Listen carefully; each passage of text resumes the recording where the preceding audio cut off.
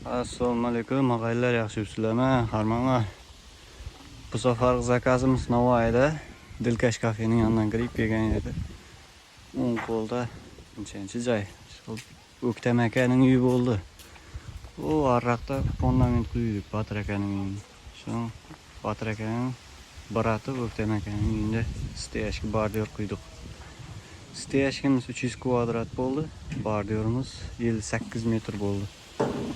Şu suv ham ochib beribdi uni atizga. Shunday bordiyor. Shu holatda steyashning ustuna vertolyot yurgizildi. Hammasi ajoyib yakunlandi.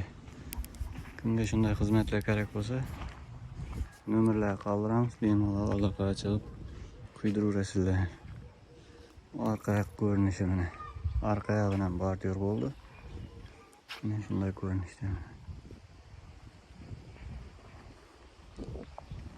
O'sha 300 kvadrat steyashga 58 metr bordiyor bo'ldi. Joyimizdan qaptali garajdan elde. Mallar yoqqa borganchidan men shunday quyildi. Garajining elde mana. O'ram ajoyib bu galtirab turibdi. Vertolyot yurgizildi. Shunday holatda. Hammaga rahmat, kanalni kuzatishda davom eting. Obuna bo'lmagan bo'lsangiz obuna bo'lib qo'ying. Yilning xizmatindamiz.